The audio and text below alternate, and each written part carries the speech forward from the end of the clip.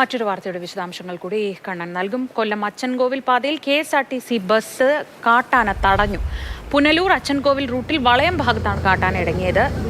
റോഡിന് നടുവിൽ കാട്ടാന നിലയുറപ്പിച്ചു. ഏറെ നേരം കഴിഞ്ഞാണ് ആന കാട് കയറിയത്.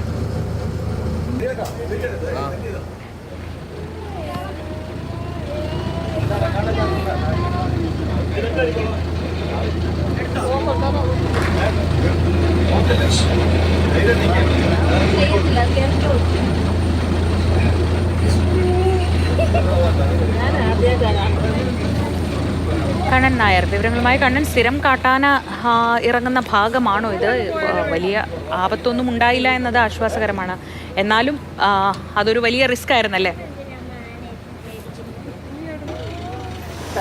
വലിയ റിസ്ക് തന്നെയാണ്. കാര്യം ഈ കാട്ടാന തന്നെ നമ്മളുടെ ക്യാമറയിൽ നേരത്തെ കുടുങ്ങിയിട്ടുള്ളതാണ്. നമ്മൾ ഈ അവിടുത്തെ യാത്രാ പ്രശ്നം ഷൂട്ട് ചെയ്യാൻ വേണ്ടി, അവിടുത്തെ ഗുരുതരമായിട്ടുള്ള യാത്രാ പ്രശ്നം ഉള്ള സ്ഥലമാണ്, അത് ചിത്രീകരിക്കാൻ വേണ്ടി പോയ സമയത്തും ഈ കൊമ്പൻ തന്നെ ഈ KSRTC ബസ്സിന് മുന്നിൽ കുടുങ്ങിയ ഒരു സംഭവമുണ്ട്, ഇറങ്ങിയൊരു സംഭവമുണ്ട്. അതൊരു 2 വർഷം മുമ്പാണ്. ഇപ്പോൾ തുടർച്ചയായി ഇന്നലെയൊക്കെ തന്നെ തുടർച്ചയായി പോകുന്നതായിട്ടുള്ള KSRTC ബസ്സിൻ്റെ എല്ലാം മുന്നിൽ ഈ കാട്ടാന ഇറങ്ങി നിൽക്കുന്നു. പക്ഷേ അക്രമകാരിയൊന്നുമല്ല. കുറച്ചു നേരം റോഡിൽ നിൽക്കും, അതിനുശേഷം സൈഡ് മാറി കാട്ടിലേക്ക് പോകും. വീണ്ടും അടുത്ത ഏതെങ്കിലും വാഹനങ്ങൾ വരുന്ന സമയത്ത് പുറത്തേക്ക് വരും. ഏതെങ്കിലും മുളങ്കാടുകളൊക്കെ തന്നെ ഉണ്ടെങ്കിൽ അവിടെ നിന്ന് ഈ മുള ഒടിച്ച് തിന്നുന്ന ഒരു സ്ഥിതിയുണ്ട്. ആ സമയത്ത് കുറേയേറെ നേരം വാഹനം നിർത്തിയിടേണ്ടി വരും. കഴിഞ്ഞ ദിവസവും അങ്ങനെയാണ്. നമ്മൾ 4-5 സമയത്ത് വാഹനം തടഞ്ഞതിൻ്റെ ദൃശ്യങ്ങളാണ് ഇപ്പോൾ പുറത്തുവിട്ടിരിക്കുന്നത്. അത് ഇന്നലെ മിനിങ്ങാതുമായി സംഭവിച്ച കാര്യങ്ങളാണ്. ഓരോ സമയത്തും വാഹനങ്ങൾ പോകുന്ന സമയത്ത് ഈ കാട്ടാന റോഡിൻ്റെ നടുവിൽ ഇറങ്ങി നിൽക്കും.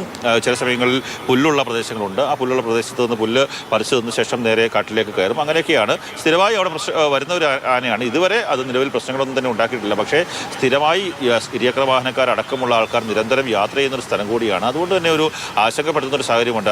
ആനയെ കാട്ടിലേക്ക് പൂർണ്ണമായി ഉൾക്കാട്ടിലേക്ക് കയറ്റി വിട്ടില്ലെങ്കിൽ ഈ ഇരുചക്ര വാഹന യാത്രക്കാർക്കൊക്കെ തന്നെ പ്രശ്നങ്ങൾ ഉണ്ടാകാൻ സാധ്യതയുണ്ട്. നേരത്തെ തന്നെ ഒരു 3-4 വർഷം മുമ്പ് ഒരു മാനസിക ദൗർബല്യമുള്ള ഒരാളെ ആ പ്രദേശത്ത് വെച്ച് കാട്ടാന ചവിട്ടിക്കൊല്ലുകയും ചെയ്തിട്ടുണ്ട്. അങ്ങനെ ഒരു സ്ഥലം കൂടിയാണ് അവിടെ. അതുകൊണ്ട് തന്നെ അടിയന്തരമായി വനംവകുപ്പ് ഇടപെട്ട് ഈ കാട്ടാനയെ ഉൾക്കാട്ടിലേക്ക് കയറ്റാൻ വേണ്ടിയുള്ള ഒരു ക്രമീകരണം ഏർപ്പെടുത്തണമെന്നുള്ളതാണ് ജനങ്ങളുടെ ആവശ്യം. ശരി, കണ്ണൻ നായരാണ് വിവരങ്ങൾ നൽകിയത്. ഈ കാട്ടാന മുൻപും നമ്മുടെയൊക്കെ ക്യാമറയ്ക്ക് മുന്നിൽ വന്നിട്ടുള്ളതാണ്.